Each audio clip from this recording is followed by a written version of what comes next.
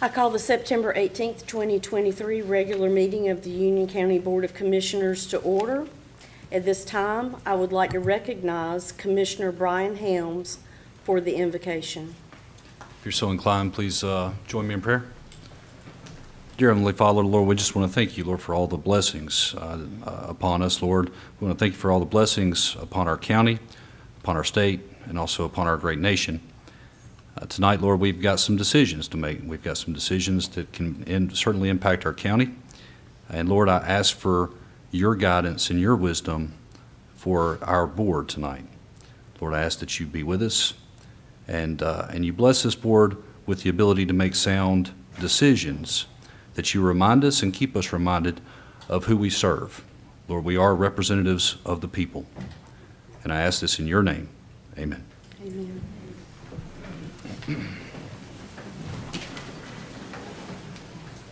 I pledge allegiance to the flag of the United States of America and to the republic for which it stands, one nation, under God, indivisible, with liberty and justice for all.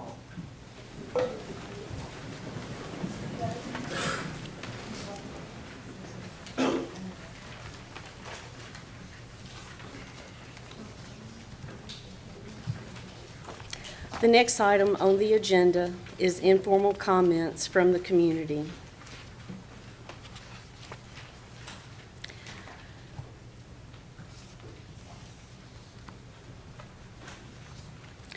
Each speaker must address the board from the lectern and begin their remarks by giving their name, stating whether they are residents of Union County, indicating the municipality within which they reside, if any. Each speaker will have 3 minutes to make remarks. A tone may sound at the conclusion of the remarks. A speaker may not yield any of his or her time to another speaker. Speakers may not discuss matters which are the subject of public hearings, and they must be courteous in their language and presentation. Restatements or repetitive comments by the same speaker, whether at the same or separate meetings, may be ruled out of order and terminated by the chair. Personal attacks will not be tolerated. Speakers may leave written comments and/or supporting documents, if any, with our clerk. The first speaker who signed up for tonight's meeting is Delwyn Archer.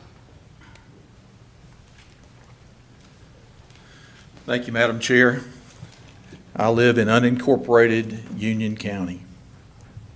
On behalf of all Union County citizens, but especially those in the town of Waxhaw who deal daily with public health hazard level traffic due to, hopefully, a soon-to-be former mayor and his commissioners, I implore you to accept the Union County Republican nomination of Clancy Baucom to the Union County Board of Commissioners tonight. Every day you delay Clancy's appointment is one more day that we are forced to deal with unacceptable infrastructure in Union County. I will personally assure that all Union County citizens know exactly who delays Clancy's appointment, should you be so foolish as to try to do so. One of you told me in spring of 22 that you didn't intend to run for re-election. I hope that's still the case. I watch what goes on, and I have observed meetings between you on August the 4th, about a 45-minute visit with that mayor and those commissioners of Waxhaw, took place prior to the ribbon cutting ceremony in downtown. This proud Texan has his eyes on you, and they'll remain that way until the next election. Approve the late, great Stoney Rushing's personal choice and the UC GOP's duly elected choice, Clancy Baucom's appointment to this board today. You need to allow all of our duly elected, by a 67 to 33% margin, by the way, and less than a year ago in November of 22. You need to stop blocking progress and allow all of our Union County citizens and our Union County Board of Commissioners to get back to work on behalf of we, the citizens. We've waited long enough. I'm not a patient man. Our next speaker is Mark Pittman.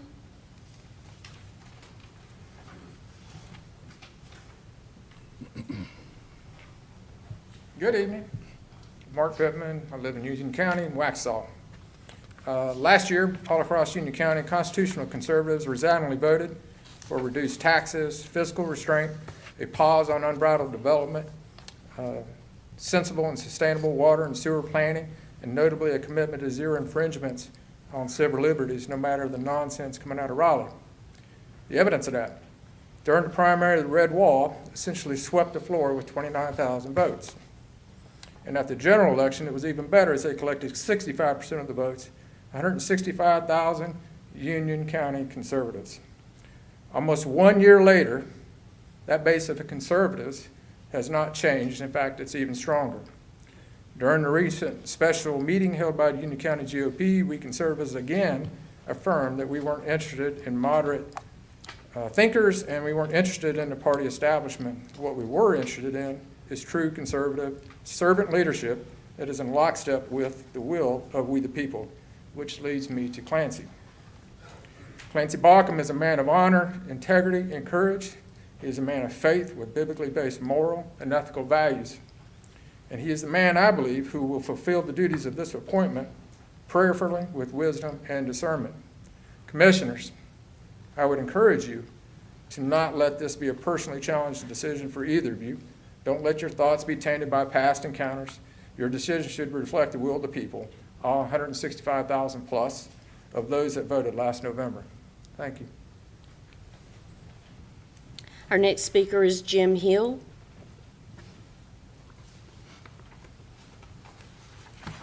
Thank you. Again, my name is Jim Hill. I live at 2314 Wesley Landing Road in Wesley Chapel. And on your agenda tonight is an item related to the 2023 Critical Intersection Analysis Report, and I just wanted to show up and show my support for that and tell you a little bit about my neighborhood. We live off of Cuthbertson Road, right across the street from the middle school and the high school. It's a relatively new senior development. It's called the Courtyards at Wesley Chapel. We have 136 homes, 224 residents. We're technically a 55-plus community, but for most of us, 55 was quite a while ago. Yeah, I would say the average age of our resident is mid-70s, and we have several residents in their 80s and even some in their 90s. So, as you might expect in a typical senior community, we do have people with health issues, occasionally life-threatening even, and we're close enough. We're fortunate. We actually live close to 2 fire stations. We're about 4 miles each from the Wesley Chapel station and the Waxhaw station, and so we can get an ambulance relatively quickly. Actually, last year, one of our residents needed help. We called 911, and the ambulance arrived in about 10 minutes. But that was in the middle of the day, and there was no school traffic. The only way in or out of our neighborhood is Cuthbertson Road. And the only way for an ambulance to reach us is to travel that road. And you all, that if you've been there, you know that during the school year, traffic can often back up for miles in either direction, both direction. And on those times, it's nearly impossible for an emergency vehicle to get down the road because of the traffic and also because of the way the road is designed.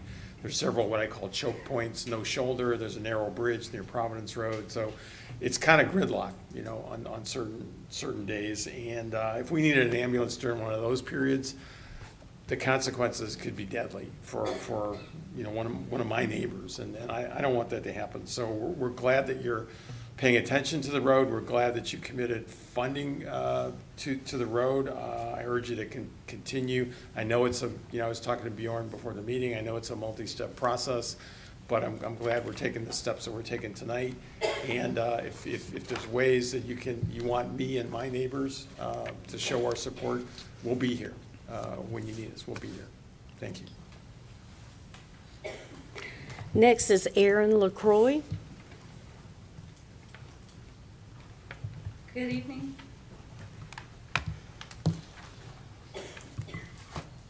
My name is Erin LaCroix, and I am a 37-year resident of Union County, and I live in the beautiful Wesley Chapel. I am also the Union County GOP Precinct Chair for Precinct 17B. First, I'd like to say how sorry I am at the sudden loss of your chairman, Stoney Rushing. I know how much of a shock it is to you all to not only have lost a friend, but also someone that you work with so closely in the best interest of our wonderful county and its residents. As precinct chair, I dedicated time and effort to converse and inform my precinct residents of the 5 candidates submitted before the Union County GOP special session on August 28th. With great discernment and consideration, Union County GOP felt Clancy Balcom was by far the most prudent pick in line with how the county voted for Stoney in November 2022, and in the spirit of our great county. Mr. Balcom received the simple majority and a single vote. I stand before you in support of the approval of the Union County GOP's recommendation of Clancy Balcom to the Union County Board of Commissioners. And I implore you to approve and move forward as the many pressing and difficult issues facing the board and the county residents today. Thank you. Next, we have Stephen Smith.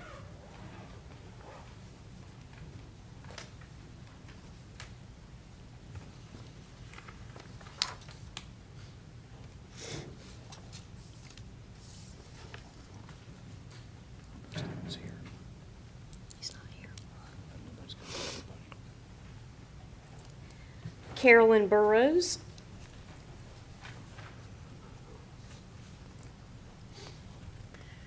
Good evening. My name is Carolyn Burrows. I live in the Alton community. I'm a resident of Union County. And I apologize if I can't bring up a subject that I spoke about before because I didn't know that. But I wanted to ask once again that you bring the vote back on the short water line extension applications so that we can again get our name in front of the Water Commission. And I know that there was a board of water task force that was supposed to open up, and I applied for that, and so I haven't heard anything, so I'm assuming that it's still out there, and I'm hoping that you'll revisit that. Thank you. Christopher Harbin.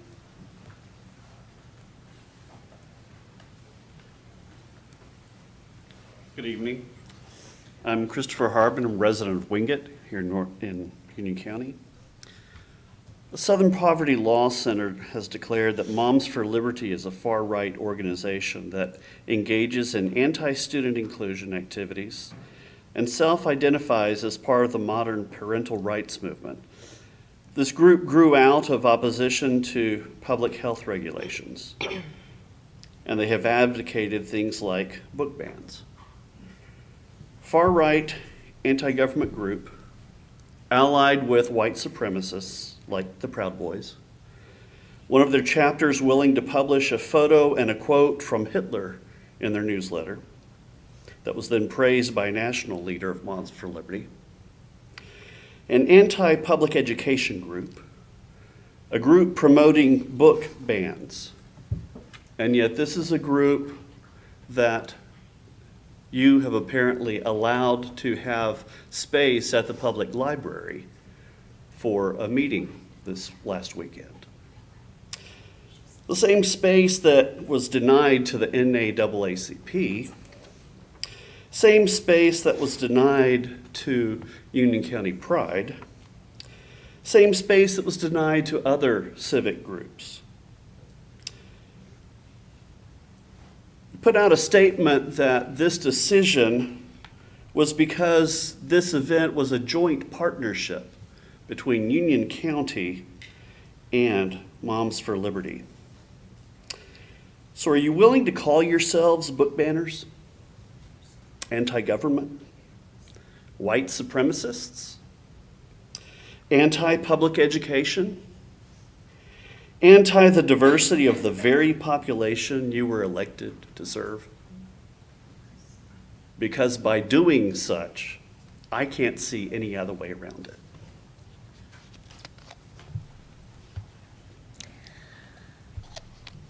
Loretta Melancon.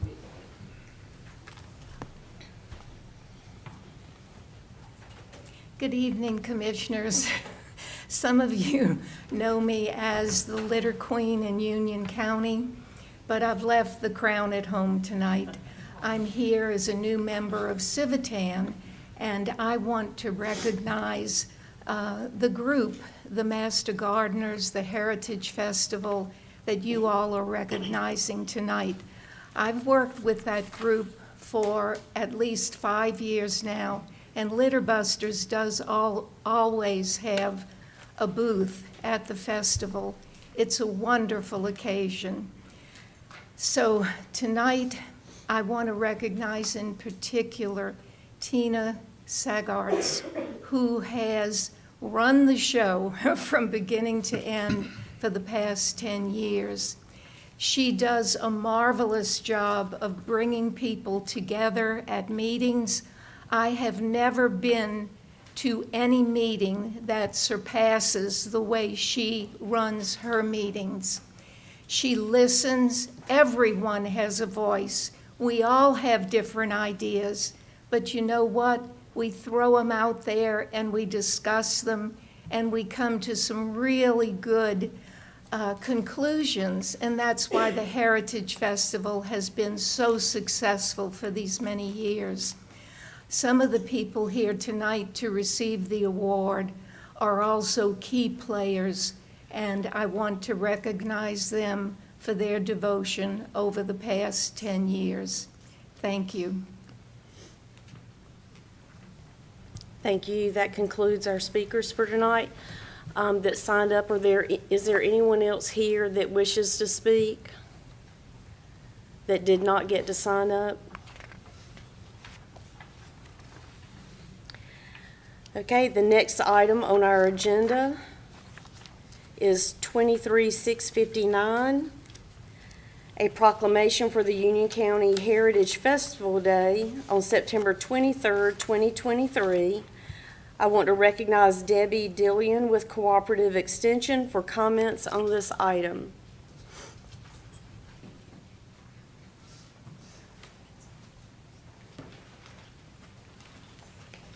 Thank you.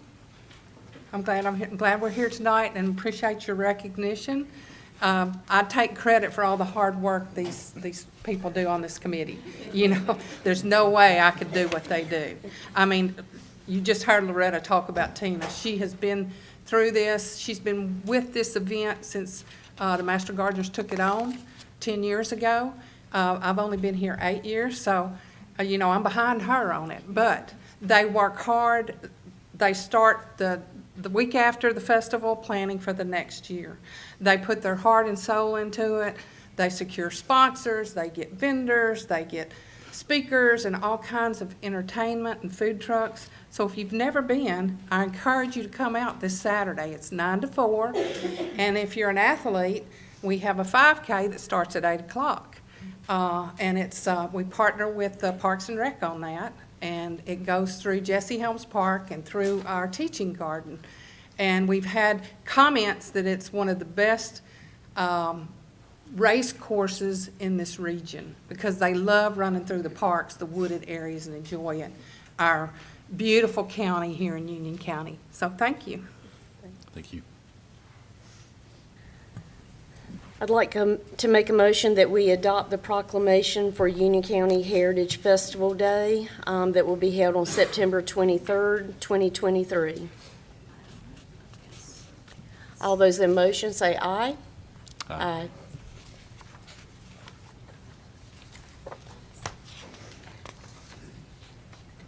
Okay. So if you would please come up, we'd like to present the proclamation to you. You want us to come and sign? She said, come on, so that means you too.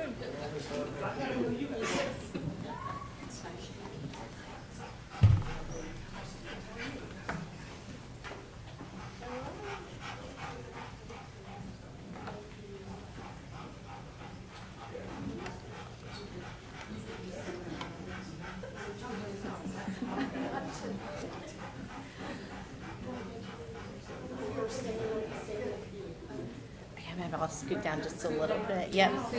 Yep. Centered on that, Tom. A little bit more. Okay, 1, 2, 3. 1, 2, 3. Thank you.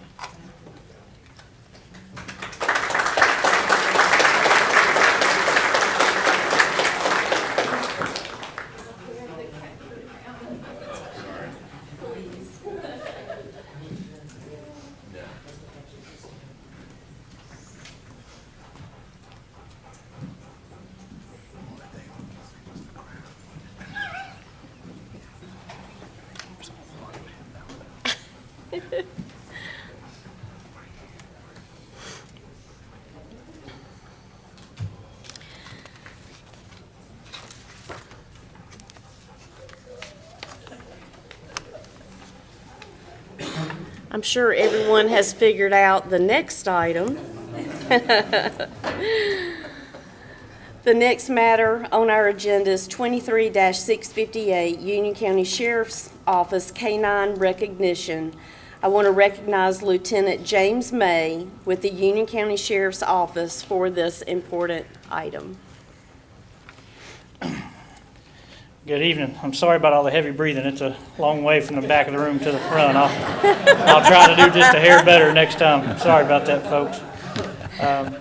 For those of you that don't know who I am Lieutenant James May, and I'm the Public Information Officer for the Union County Sheriff's Office. I'm proud, and I would like to thank you for the opportunity to come before this distinguished board tonight to recognize 2 of our recently retired K-9 officers. The K-9s we'll be recognizing tonight are named Atos and Zorro. Atos, as you can see, is behind me. Both of these dogs made a significant impact in our community during their years of service. My hope is that for the next few minutes, the brief career summary I provide to you all will give you a small glimpse into the dedication and service of these K-9s and their assigned handlers. So Zorro is not going to be able to be with us tonight, but we've got his picture on a slide that should come up here in a minute. But we'll go into his career summary.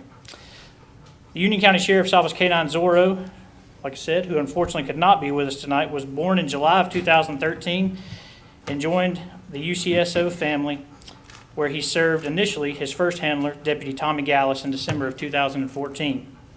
In August of 2017, Deputy Gallus transferred to our School Safety Division, and Zorro was reassigned to K-9 Deputy Brandy Grant, where he continued his patrol career until he retired at the end of July 2023.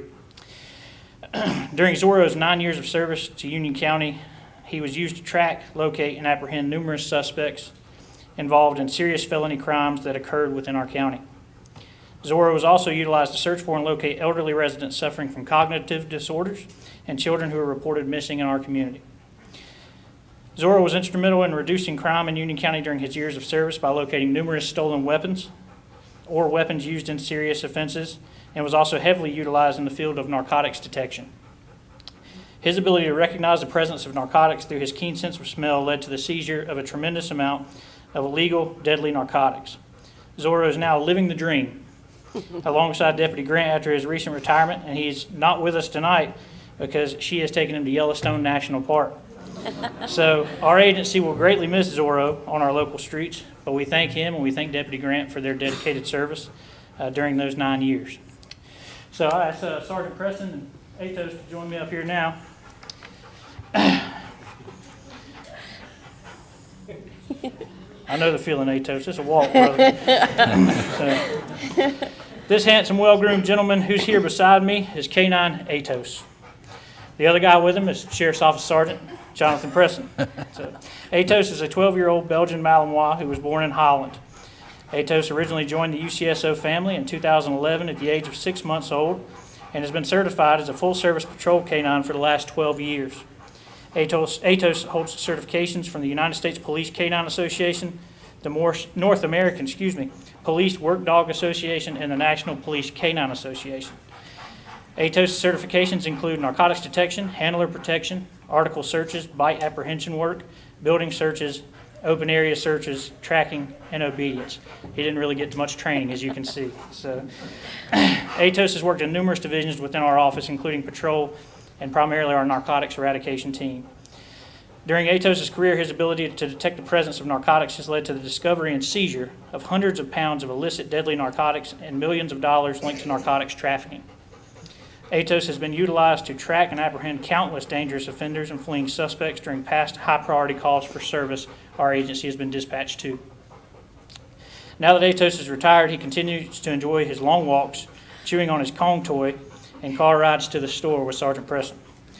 Sergeant Preston adds, working with Atos for the last 12 years has been the most enjoyable and rewarding part of his career with the Sheriff's Office.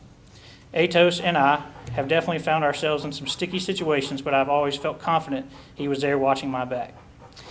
In closing, Sheriff Eddie Cathy, along with all the men and women of the Union County Sheriff's Office, would like to thank Zorro and Atos both for their service and dedication to our agency and our community. There is no doubt that these two canines and their assigned handlers have saved countless lives over the years and have been a significant part of our agency's success. Our mission is to continue to ensure the safety and security of Union County's residents, and we thank both of these canines for their service. So, Sergeant Preston and Atos.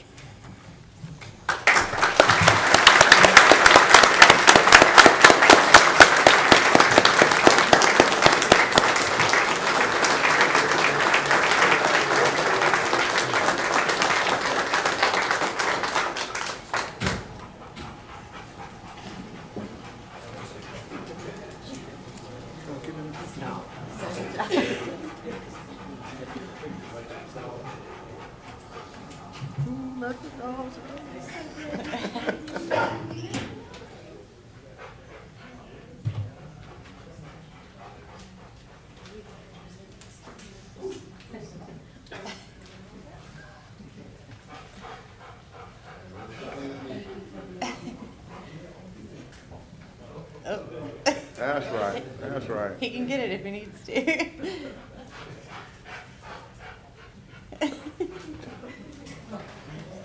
Turn around, turn. That probably didn't work. Will he look at my column? Atos. Yeah. Yeah. He's not gonna like lunch at me, will he? You might get attacked. Okay, all right, on the count of three. That's a good one. 1, 2, 3. 1, 2, 3. That's great. Thank you.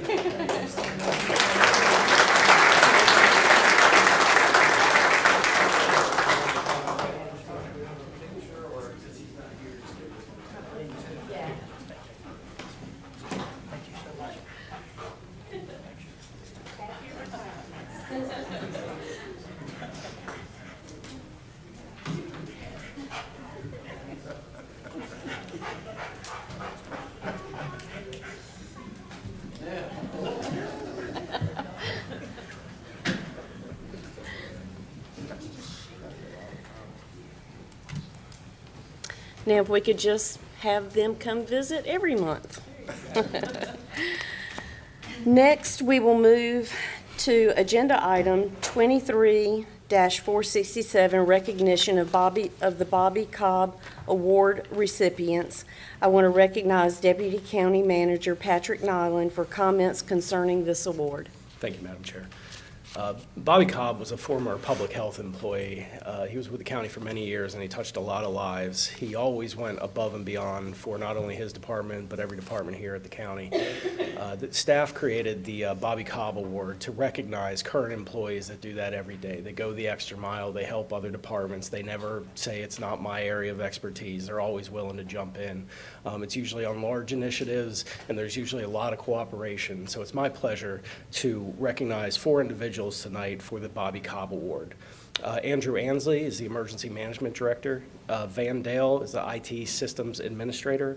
Michael Ferrara is the Water Health and Safety Manager. And Adonis Struve is Inmate Health Medical Director. These employees, we could not be more lucky to have these employees working for the county. So if you could please join me in saying thank you for their service, and we're going to bring them all up here. So thank you all.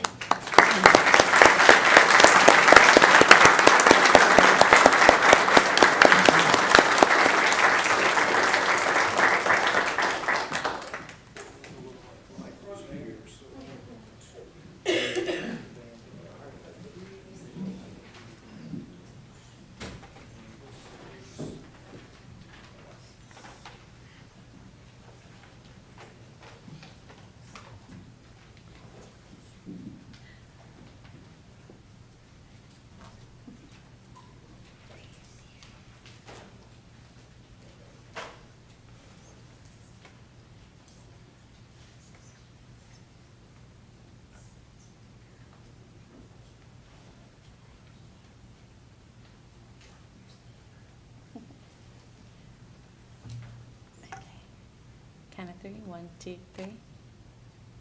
1, 2, 3.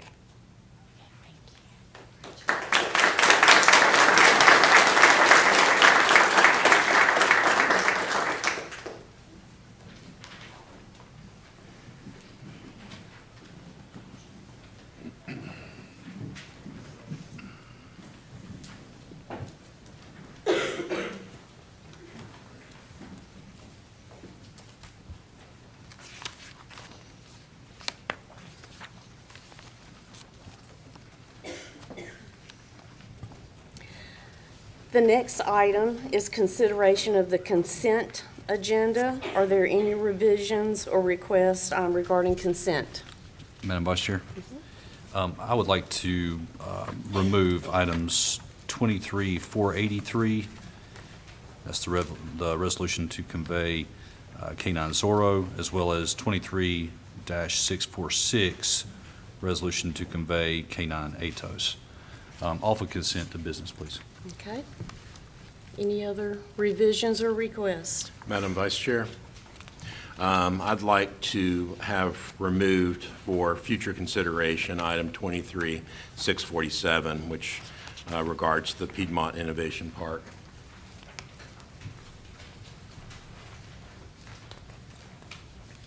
For a future meeting? Yes. 23-647. Okay. Are there any other requests or revisions? Okay, hearing none, I was going to say, I recommend we accept consent agenda as amended. okay, all those in favor say aye. Aye.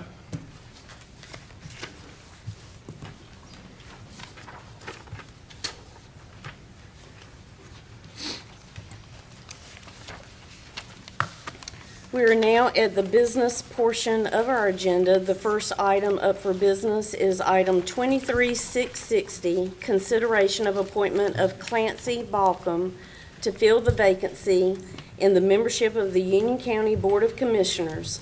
This item was brought forth by Allison Powers, Chairman of the Union County Republican Party. However, before Mrs. Powers addresses this item, I would like to recognize our county attorney, Jason Kay, who will explain the process and general statutes. As Ms. Powers makes her way to the lectern, I wanted to give a little bit of background information about what we're doing here this evening. Under the North Carolina general statutes, if a sitting commissioner resigns, or in this case passes away, that creates a vacancy on the board that needs to be filled. The statutes speak to how you fill that vacancy. You all are welcome and certainly capable of reading the statute and understanding it. I just wish to make a couple of observations. The first is that the appointment first goes to this board. This board, as you can see now, has 4 members in it. There is a vacancy unrepresented. Generally, motions must carry by a vote of 3-2, even if there is not a full 5-person representation on the board. So tonight, you'll be looking for a 3-person vote to carry the motion for vacancy. Second, this board is charged with statutorily appointing someone within 60 days of the occurrence of the vacancy, so sometime around October the 7th. This board will have this matter in its consideration and will be looking to fill that vacancy. Under the North Carolina general statutes, because Stoney Rushing was a registered and elected member of the Republican Party, the local Republican Party is the group that is charged with first recommending the person to fill the vacancy. You're going to hear some more about that in just a moment from Ms. Powers. However, I wish to say that it is not only, it is first and primarily the person who is recommended by the party that may be considered, but there are other persons beyond that, and that there have been historical instances where that has occurred. You will hear a little bit from Ms. Powers this evening about how the executive committee went about filling that vacancy and the results of that process. Ms. Powers? Thank you, Mr. Kay. Good evening to Union County, the Board of County Commissioners, and the Board of County Commissioners staff. Thank you for letting me speak this evening on behalf of our Union County Republican Party candidate Clancy Balcom, who we are recommending to fill the vacancy created by the untimely passing of Union County Commissioner Stoney Rushing. As Attorney Kay mentioned, some people may wonder why this comes back to the political party to recommend a replacement, but is clearly defined in the North Carolina state statutes, specifically General Statute 153A-27, and it states that the Board of County Commissioners is required to consult with the executive committee of the appropriate political party. Since Stoney was Republican, the executive committee of the Union County Republican Party is required to be consulted. As part of our Union County Republican Party plan of organization, we have a 10-day meeting notification requirement. Immediately on being informed by the county attorney of a time frame of 14 days from formal notification to advise the Board of County Commissioners of our recommendation, I prepared to have a meeting by arranging the location within that time frame. I'd like to thank the staff at the Old County Courthouse for their swift response in improving the Old County Courthouse for that meeting. I got the formal notification of the 14 days at 4:30 p.m. on Tuesday, August the 15th. Notifications were sent out to our executive committee by mail on Wednesday morning, August the 16th.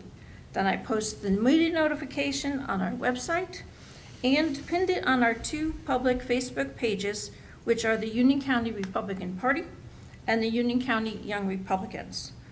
The meeting was scheduled for Monday, August 28th at 7 p.m.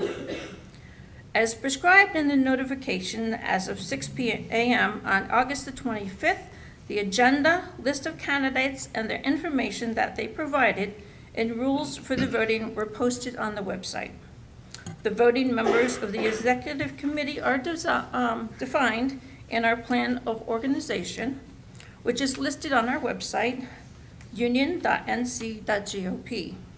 It consists of the elected and appointed officers, the elected members of the North Carolina General Assembly that are Union County residents that are Republican, the at-large members, club presidents, and the precinct officers, or if they are absent, the next person in line. While the list of voting members was posted on the website, the contact information for them was not, to avoid them being doxed. However, the voting member contact information was provided to each candidate so they could talk to the voting members about their views and experience before the Monday, August 28th meeting. The rules for voting were similar to the ones used in other vacancy appointments. The rules specify the time allotted for candidates to speak, the length of the question and answer period, and how to come to a majority on the vote of the candidate. For comparison, when we voted for the vacancy for Lance Simpson, each of the candidates had 5 minutes to speak, and no one had any questions. That particular meeting was included in the regularly scheduled party meeting, and the party was given 30 days to provide a recommendation. It took 3 votes to come to a majority on that determination. I know some of you were there. Prior to voting, each candidate was given 5 minutes to make their positions and background known, and then we had a 30-minute question and answer period. Following the question and answer period, voting was by secret balloting by paper ballots. The ballots were counted by the teller committee, which consisted of school board members Kathy Heintel, Sarah May, and former County Commissioner Parker Mills. Clancy Balcom won by a wide margin in a single round of voting. The Board of County Commissioners was notified of the results by email on August 28th, late in the evening, and by hand-carried letter to the Clerk of County Commissioners on August 29th. Clancy is a proud native Union County resident, a business owner, someone who signs the checks. He is well-versed in one of the main businesses of Union County, which is agriculture. I have come to know Clancy through the Union County Republican Party over the past 5 or so years, and am proud to present them as our candidate to fill the vacancy on the Board of County Commissioners. Thank you. Thank you. Now that we have heard from Mrs. Powers, I want to make the motion that the board appoint Clancy Balcom to fill the vacancy on the Union County Board of Commissioners effective tonight. Madam Vice Chair? if I Yes. may. Commissioner Merrill and I attended the August 28th special meeting of the Republican Party, and although there was a total of 6 applicants, there were only 5 present that night, and Mr. Balcom was one of them. There was great attendance for this meeting. Along with the Republican Party Executive Committee, there were a majority of voting precinct chairs also in attendance, and I think there was a total of 40 voting members. Although 3 rounds were available to decide the Republican Party nomination to fill that vacancy left by Chairman Rushing's passing, only one was needed. Mr. Balcom won that simple majority in the first round of voting and was the clear and overwhelming choice of the Union County Republican Party. Mr. Balcom, as Ms. Powers said, is a Union County native. He's been involved in our great county in many ways for many different years. In November of 2022, Union County voted overwhelmingly for conservative leadership. Union County voted for leadership that will make a stand for what makes our county great. And what I observed in the August 28th meeting, Mr. Balcom fits that mold. Although no one person will ever be able to fill that void left by Commissioner Rushing, I believe that Mr. Balcom is the best choice to represent our county in this vacancy, and I ask that my fellow commissioners remember that we are representatives of the people we serve. The people we serve spoke loudly this past November, and as servants of the people, I feel like we are obligated to appoint a person with values that represent the will of Union County residents, and also the 54,289 voters that cast their vote for Commissioner Rushing. So I would humbly ask for my fellow commissioners' support in Commissioner Merrill's motion. Are there any other comments before we take the vote? None? Okay, all those in favor of the motion say aye. Aye. Aye. All those opposed? No. Okay. So the motion fails, and Mr. Balcom will not be sworn in tonight. But I do want to recognize your beautiful family. I want to recognize Commissioner Stoney Rushing's father here tonight. We are very honored to have the front row with Stoney's family and Aunt Judy, and we will see you again soon. Thank you for being here.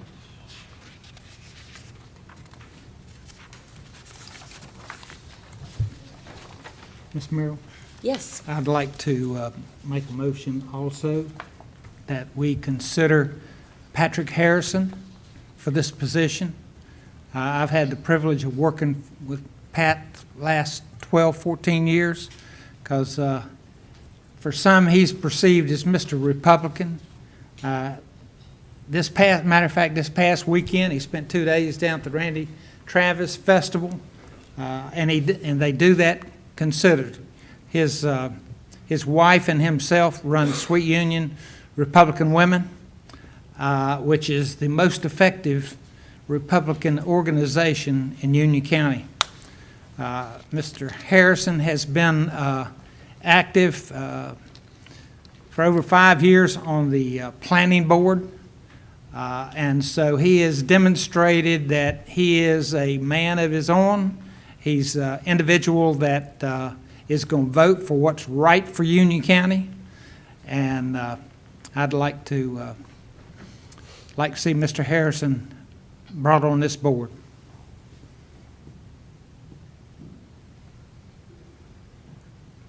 Are there any other comments regarding this motion? All those in favor say aye. Aye. All those opposed? Nay. Madam Vice Chair, Yes. I'd like to nominate Jonathan Thomas to fill this seat. Jonathan Thomas is an excellent candidate and would serve this county very well. He has had distinguished service on the planning board. He was chair of that board. He is motivated to serve for the right reasons. He is smart, he's a hard worker, and he has a grasp of the issues that impresses me greatly. So I think he would be a fantastic addition to the board. He's a family man, a father, and works with his mind and works with his hands, and is a pilot, and just a fantastic human being. And I'd love to serve with him on the board. Any other comments for that motion? Yes, Mr. Helms. Vice Chair, thank you. David, in regards to your motion, when the vacancy was announced, Mr. Thomas actually went on public record on social media and said that he would not be seeking this appointment. Well, So I will be opposed to the motion. Okay. He's indicated to me his willingness to serve, so that's why I make the motion. All those in favor say aye. Aye. All those opposed? Nay.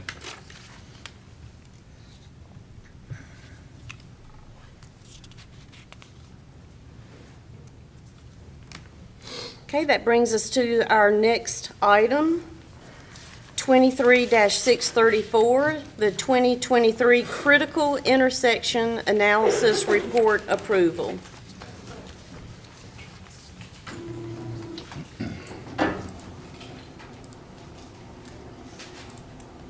Evening, Madam Chair, members of the board, Manager Matthews.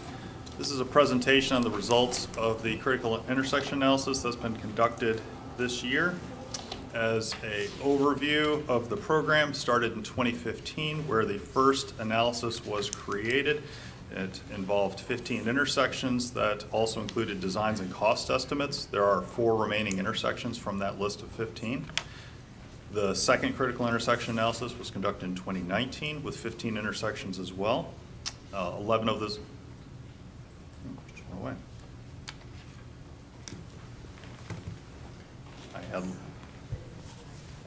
I'll ad lib it from this way. Okay, so 11 of those intersections were designed in 2021. 6 of them are. Can we get this up on our screens? Yeah, we don't have anything up here. Yeah, we don't have anything up here. Then I'll wait.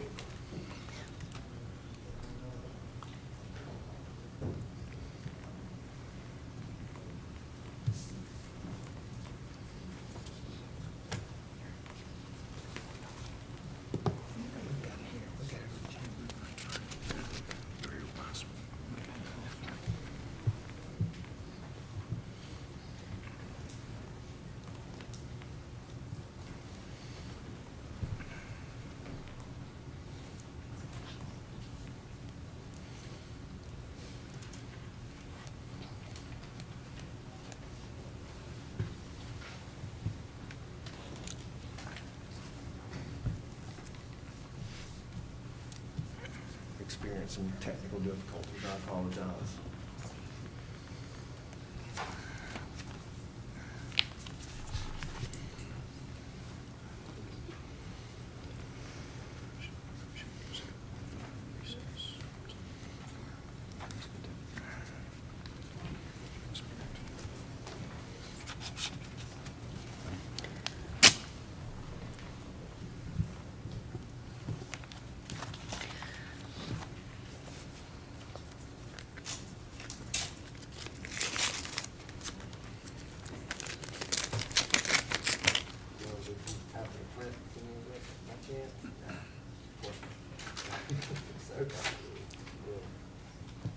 See if you can just wing it by looking at the. I would be fine with that. Is that okay? I would be fine with that. Okay. So moving along, the second round was conducted in 2019. 9 of those intersections have been funded.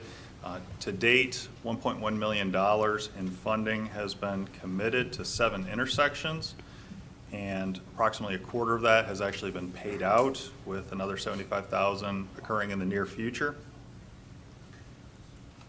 In terms of the schedule of the process that we went through this year, it started in January with the kickoff and process confirmation. We had robust public engagement earlier this year with nearly 3,000 Union County residents participating, including all 14 municipalities. And we have presented to all 8 affected Union County municipalities who have endorsed this project list and the process. And so we're coming to you for an overall adoption of the report and the list of intersections. In terms of public outreach, again, we had nearly 3,000 residents participate. I will note that it did skew more to the west in terms of the population, and we did have robust representation from the municipalities. In terms of prioritization, safety and congestion always are our top priorities. I will note that I can't answer the question of which one is exactly the priority because I didn't do a good job of asking the question. I asked both of them independent of each other. When asked individually, they both were the #1 priority. So we're focused on congestion and safety. There was an endorsement of prioritizing growing areas, but there was also a recognition that there needs to be some geographic equity. The fact that we have 8 municipalities represented, I think, underscores that. Bicycle pedestrian was a consideration for projects, but no project was selected, no location was selected solely based on bicycle pedestrian considerations. And we received plenty of comments about congestion needs in general. If we were to map all the comments, particularly in Western Union County, you could essentially map out the road networks just based on where the comments were located. In terms of how we scored our intersections, we included 2 new considerations compared to the previous cycles, which is that specific bicycle and pedestrian improvements that would help improve the network or identify an identified deficiency would improve the score of an intersection. Also what we call constructability, which is how hard is it to build an improvement at this location. One out in the country where there's no homes or infrastructure to worry about is easier to build than one in the middle of Monroe where you have plenty of buildings and utilities to worry about. Public input genuinely impacted the list of intersections that were evaluated and which ones made it into the list. Several actually made it onto the recommended top 15 based on identification by the public. They didn't get to vote their way on, but they raised identification of issues that we may not have noticed without their local knowledge. So we're grateful for that. Not all made it onto the list though. So the most important slide is the list of intersections. And I'll note that these have scores associated with them, but this does not mean that they are in a priority order. 74 and 601 here in Monroe is not the #1 intersection in Union County. It's just the one that scored the highest. Conversely, the one in Unionville at Unionville Indian Trail and Unionville Brief / C.J. Thomas, which is an offset intersection, is not the lowest priority of these 15. If any of them come before you for funding and they're the only ones, then that becomes the priority of us because it's the priority of the jurisdiction or the DOT who's coming before us. And the column on the right where it shows status, there's only 3 TBDs, which is really important. With 12 of these, we have a way ahead. One of them you've already committed funding to for CARTPO to get implementation. That was something that the DOT identified. They respected this list, and they proactively reached out to Wesley Chapel and us to say, we think we have a way to improve this intersection. We just need some money to be able to apply for a grant from CARTPO. Wesley Chapel and Union County agreed with that. Other intersections we've identified as STIP projects because they're too expensive for us to do ourselves. Like, for example, the intersection of Rocky River and Old Charlotte Highway. Monroe had already identified that intersection years ago as a potential grade separation over the railroad tracks for Old Charlotte Highway. And so that was actually submitted in coordination with CSX, City of Monroe, and Union County, and the NCDOT as a railroad project. So that's being considered as we speak. And the others we're looking to design as a part of a design grant application that would occur actually at your next meeting in October. So I'll stop here for a second. Does anyone have any questions about the list of 15? And are you able to see the list of 15? Okay, No. so you'll have to trust me. Okay. It's a good list. I'm literally the only one who sees the list of projects right now. Okay. So the next step, which will be coming to you in October, is to submit a design grant application. This is something we've done 2 separate times, and we received money from the Charlotte Regional Transportation Planning Organization. We have 6 intersections. We have $20,000 in the planning department's budget for professional services. It would occur in FY25, but the applications obviously due in FY24. And we would procure a consulting firm to help us design and develop cost estimates and conduct robust public engagement to select a locally preferred design for those intersections. And that will come to you at the October 2nd meeting.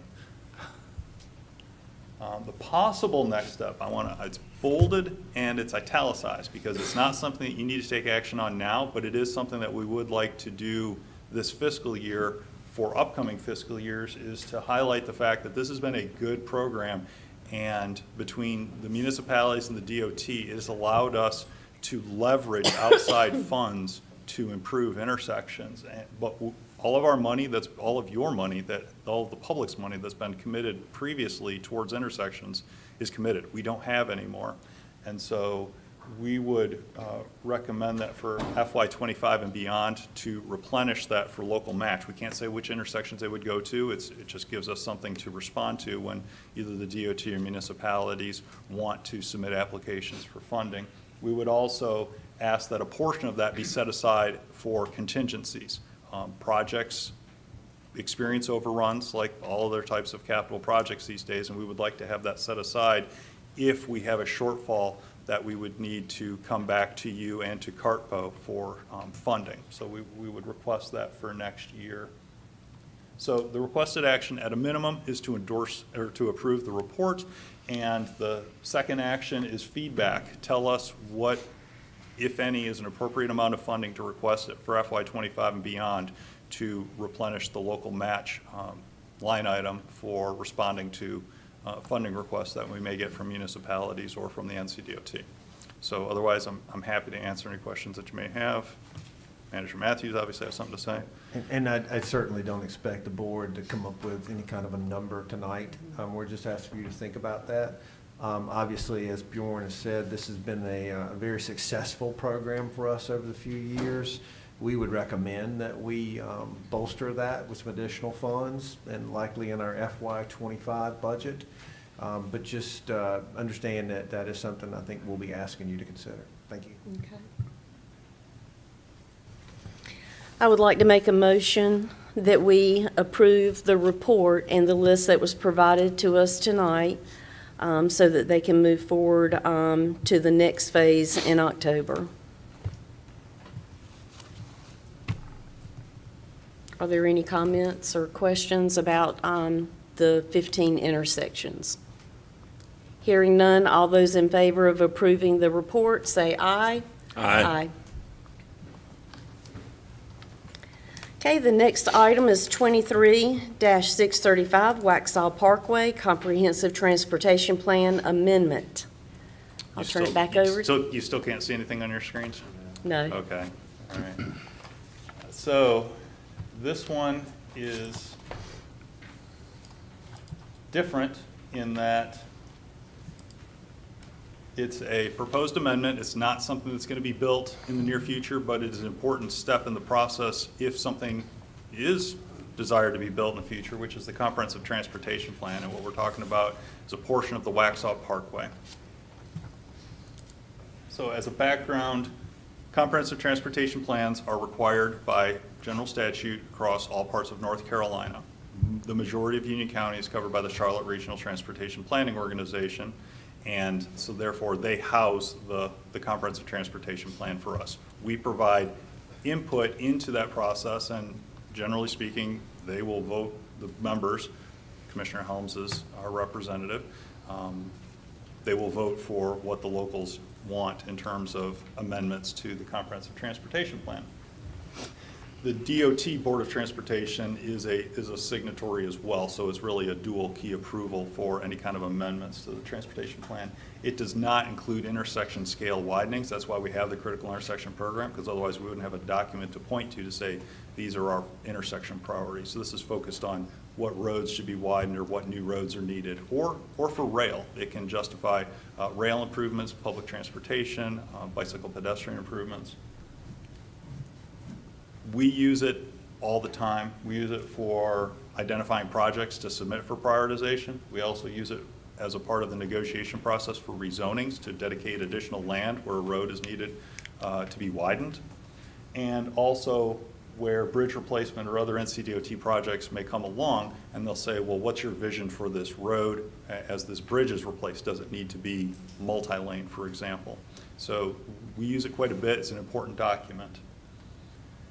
In terms of the amendment that was considered, we have gone through a public engagement process relating to the Comprehensive Transportation Plan amendment that was identified as a result of a study by the North Carolina Transportation regarding the feasibility of the northeastern quadrant of the Waxhaw Parkway. What's up on the map, you see the alignment off to the east, close, actually crossing a portion of Mineral Springs. That's what's currently on the plan. It's been on the plan for about 7 years at this point. And based on the study that was completed by the NCDOT last year, they recommended pulling the alignment closer to Waxhaw. That was because of constructability, also because of increased usefulness to the town as a bypass. This requires coordination with Waxhaw and Mineral Springs for communicating our collective intent to CARTPO. The new alignment, what we literally received from them was this gray alignment, but it's several hundred feet wide, but you can't have an alignment several hundred feet wide as your map. You have to draw a line. So we just drew the center line of it. And this has a new cost estimate, $72 million. This is up from the previous time it was evaluated where it was in the $45 million range. And this is not the final alignment. When it's actually, if it's actually funded, that's when the actual design would be finalized and when right-of-way would be purchased for the construction of it. But this is the starting point. If you look south of 75, you'll see that the Waxhaw Parkway went south and actually connects into South Providence to add continuity for the overall system. So by just moving the alignment on the north side to the west several hundred yards, you create this offset. So the recommendation was to modify the section south of 75 to retain that continuity. And this map is just to show that this has been going on for over 30 years. There are multiple alignments out there. It has affected multiple property owners. I can point to at least 3 separate plat maps where different alignments of the Waxhaw Parkway were shown on their site plans. And that affects property owners. So this is an important process and we take it seriously.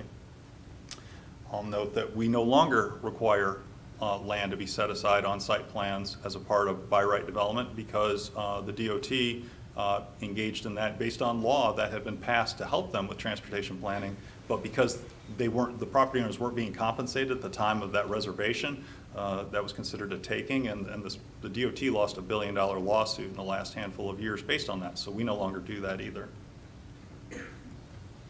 In terms of the process that we've gone through, in May, each municipality in the county passed resolutions asking to start the process. CARTPO authorized that in July. We conducted it for a month. It was online and in person. And here we are in September. We've digested the results, and so you're being asked to take a position on it, whether to approve or recommend approval of this amendment.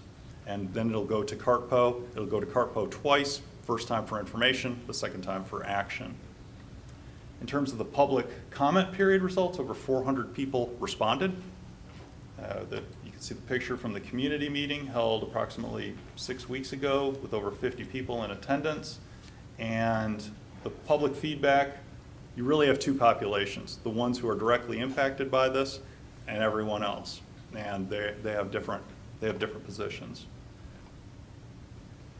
The overall feedback is slightly positive in terms of, yes, the new alignment is better, and yes, I want to see the Waxhaw Parkway built. But if you split it down, if you split it by are you impacted versus not, it's almost opposite. It's roughly 3-to-1 against the alignment and against the parkway. If they have property that's in the crosshairs of this project, which is to be expected. For the people who are not affected by the alignment, it's effectively reversed. The demographics were very similar as well. Good age distribution, distribution of residents, whether in unincorporated Union County or Waxhaw or Mineral Springs. Not that many people from from Mineral Springs participated, but there were some.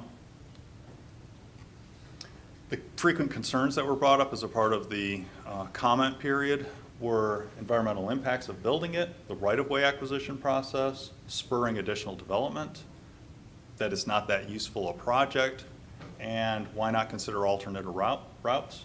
So we developed some comments and responses back to these concerns. The environmental impacts, we would note that the process to actually design and build a road will have to follow state and national environmental policy guidelines for environmental, archaeological, cultural related issues, and those will they'll essentially create an inventory of all the impacts of the different alternatives that are available at the time that the road is being designed. And then the DOT, in consultation with locals, will choose an alignment based on those considerations. Or if all the options are bad, you could choose none of the alignments, but that's a decision that'll be made at the time that the project's actually funded. The next comment and concern was about right-of-way acquisition, that it's beyond wrong to put the alignments right through someone's personal property, especially business or boarding horses. The flip side of that is I support all considerations to improve the roads in and around Waxhaw. I'll note that the act of taking property by the DOT or anyone else is not something that's taken lightly. It would only occur once the road is funded, because that way you know what land you actually need and only what is needed is purchased. And it would follow the Uniform Act, which is a federal act that governs the right-of-way acquisition process when using federal funds. And unfortunately, it will not occur until the road is actually funded. So you have this line hanging over your property, which to some people is considered a dark cloud for the value of their land. Next concern was about spurring additional development in the area. I've circled where the Waxhaw Parkway is, which doesn't show a lot of development relative to other areas based on our current projections going up to 2050. And the reason why it doesn't show it is because our demographic projections only include funded projects. If you were to put the Waxhaw Parkway there, the local planners and engineers are not naive. We know that this will spur development because it's a new road. However, land use planning is not done by the NCDOT. It's done by Union County, by Waxhaw, by Mineral Springs, and therefore any developments that occur would have to be consistent with our development standards and our land use plans if rezonings are allowed or are considered. So that would be a part of the follow-on impacts of the parkway. And then not a useful project, this graphic that shows different colored bands through Waxhaw. This is a recent origin destination study. It essentially inventoried the cars coming from 75 and 16 and saying, where are they coming from and where are they going to? Are they just getting through town? Did they come from Waxhaw? Where are they going? And the key statistic is that 2/3 of the traffic going through downtown Waxhaw just wants to get through Waxhaw, and therefore bypasses are useful strategies in situations like this. And the projections for this segment of the Waxhaw Parkway is that in the next, if it were built in the near future, within 20 years, it would be carrying 8,000 to 10,000 cars a day. And then the other comment about considering alternate alignments, there were some people who talked about stitching together existing roads. The issue with that is that you would have to make improvements to those roads as well, particularly their intersections and crossing the railroad tracks. And in addition, the vision for this road after it's built is to have it be signed as the new NC-16. The 16 designation would shift over to the Parkway. If you want it to be an NC caliber route, you can't just have local roads that aren't NC status improved incrementally. And also, you can see that lots of alignments have been considered over the years. So we've thought about this quite a bit based on different considerations at the time. The route has changed. So Mineral Springs and Waxhaw, this is new information in the last week. Both towns considered this. Waxhaw, that's the easy one. They went first. They said, we support it. Mineral Springs has a couple considerations to their actions. One, they said we're neutral on the alignments because they looked big picture and said, we don't think this is a good project because it's going to spur a lot of development and because of environmental impacts along the corridor that would occur because of the road and because of the development that would occur along it. Also, there has been a voluntary annexation request by essentially the whole Snow White Trail neighborhood that is unincorporated and is between Mineral Springs and Waxhaw, that it's voluntary annexation, and the town of Mineral Springs said, yep, we will go through the process to annex you. And if that happens, Mineral Springs now is responsible for all the land that the parkway would go along north of the railroad tracks. And so that was the position they took. So we're effectively split. They asked that the parkway be removed from the CTP.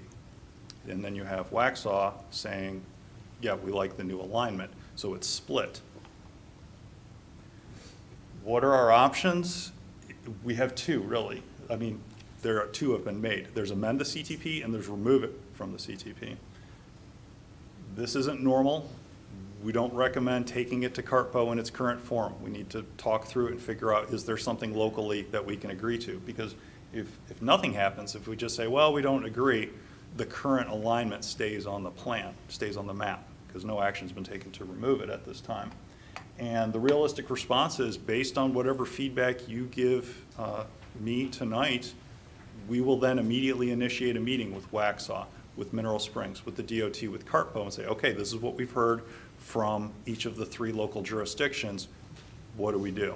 And we're gonna talk through that and figure out what we should do. But it's in all likelihood not going to go to CARTPO in October or November because we don't have a unanimous local position at this point.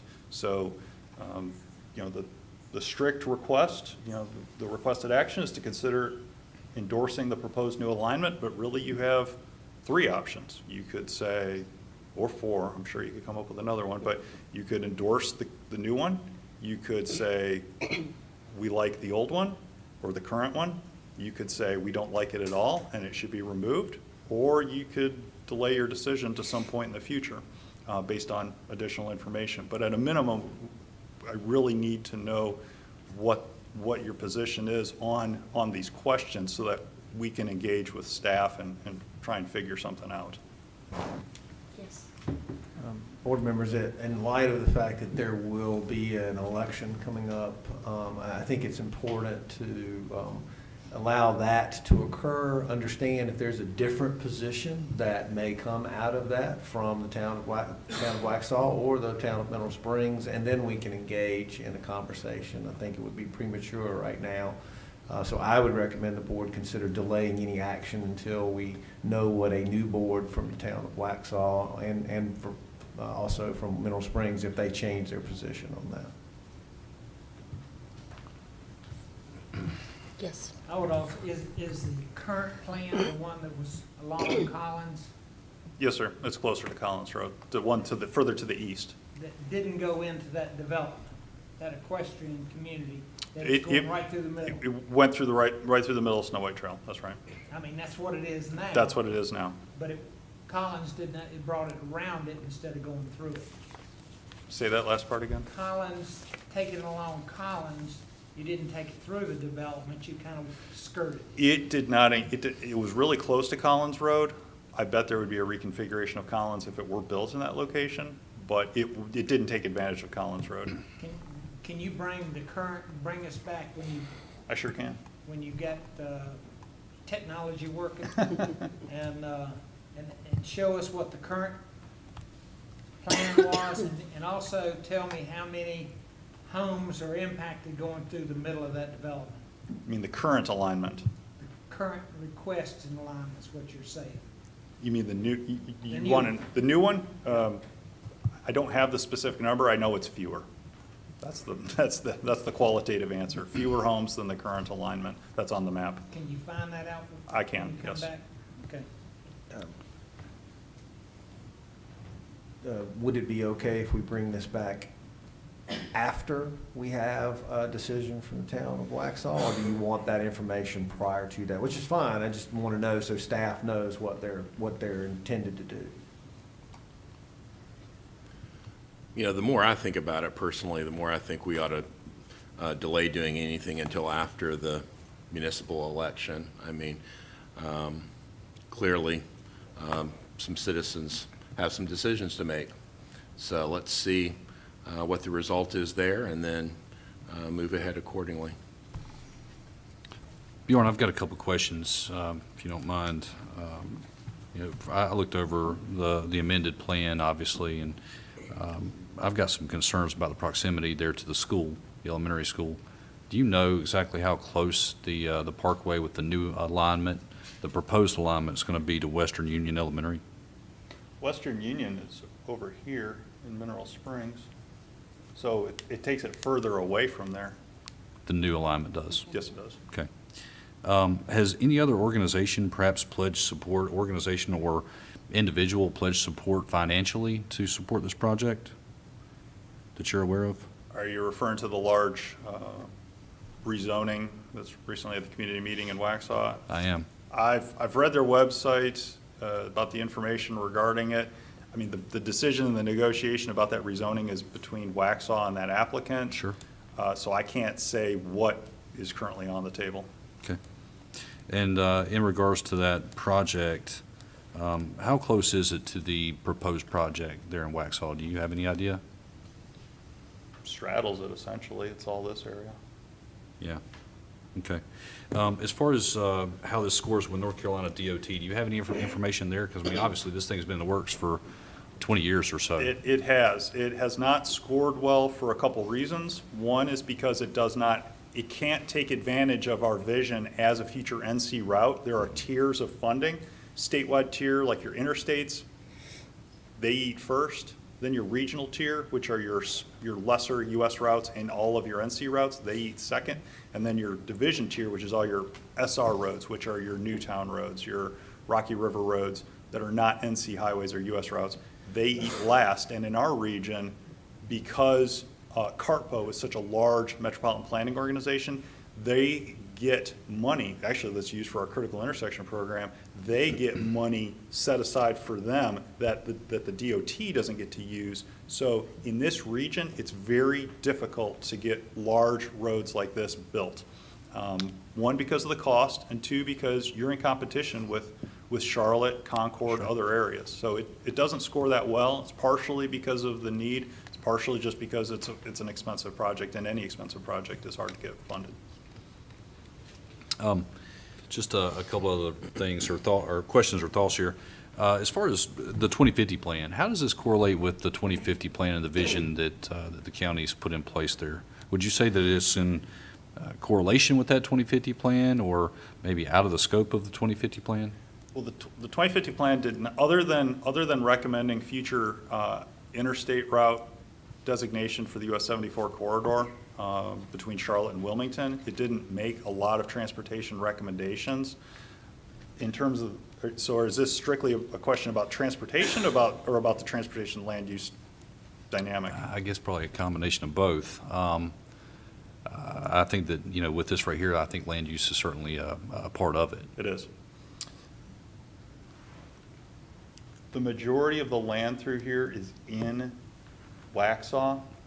The portions that are isolated are transition zones, which was a strategic recommendation coming out of the comprehensive plan to close them as development occurs and people want to upzone their land.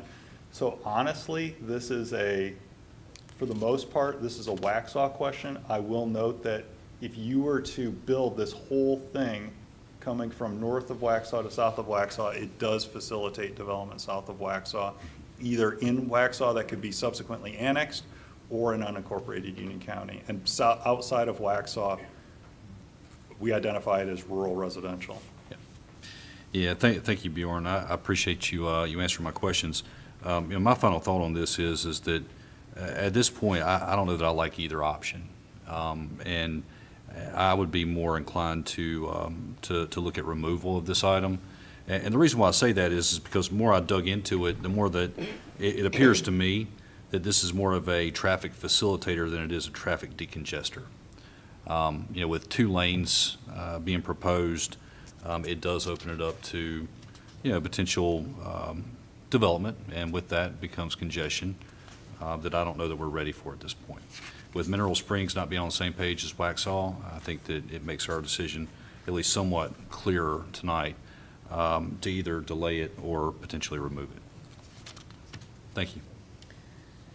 Did you want to make a motion or table it? Is that a motion or just a comment? It's just a comment right now. Okay. Do you need a motion to table this to bring it back? Then I make a motion that we table this amendment or this plan for Waxhaw Parkway Comprehensive Transportation to come back to this board at a later date. Thank you. All those in favor, say aye. Aye.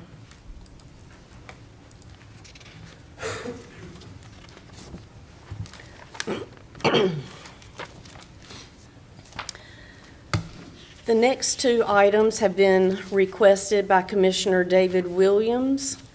The first one up is what he calls the County Non-Endorsement Policy and Code of Conduct. So I will turn it over. Thank you, Madam Vice Chair. I asked that this item be added subsequent to our last meeting. I thought it was important to discuss this in order to try to solve a problem.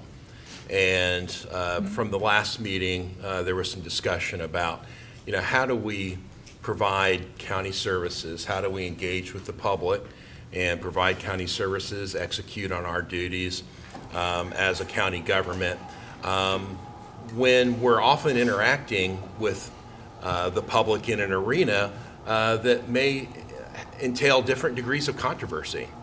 Sometimes we're out there serving the public and we don't choose that setting often.